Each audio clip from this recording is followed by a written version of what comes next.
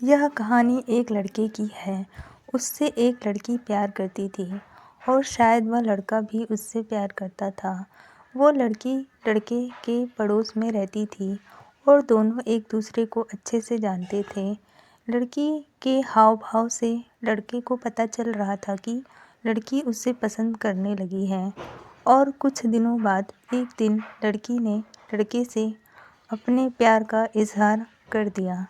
लड़का भी उससे प्यार करता था, लेकिन वह लड़की से कभी कह नहीं पाया क्योंकि वह डरता था कि कहीं लड़की ने मना कर दिया, कहीं वह नाराज़ हो गई तो वह क्या करेगा। इसलिए उसने कभी नहीं कहा।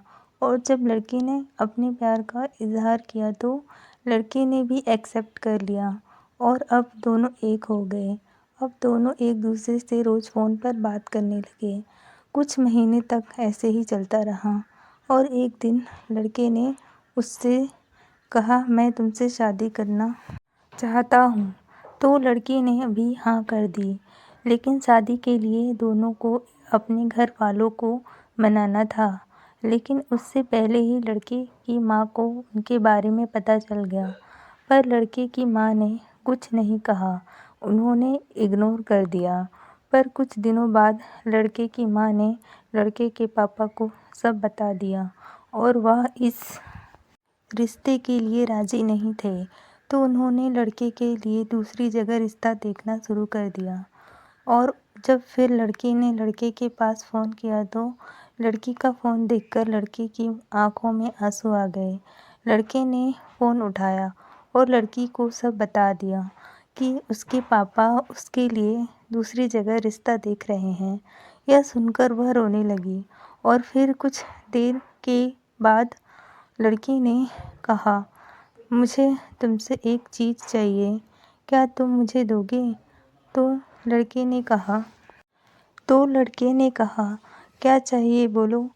लड़की ने कहा, हाँ, मेरी किस्मत में तुम नहीं हो शायद, पर फिर भी मैं चाहती हूँ कि मेरी मांग में तुम ही सिंदूर भरो। हम साथ रहें ना रहें, पर मेरी मांग में मैं तुम्हारे नाम का ही सिंदूर चाहती हूँ। लड़का भी लड़की से बहुत प्यार करता था, तो लड़के ने भी उसकी बात मान ली और जब वह मिले तो लड़के ने लड़की की मांग में सिंदूर भर दिया। लड़की बहुत खुश थी और फिर लड़की ने कहा कि मेरा प्यार मेरे नसीब में नहीं है तो क्या हुआ, पर मेरे दिल में तो हमेशा रहेंगे।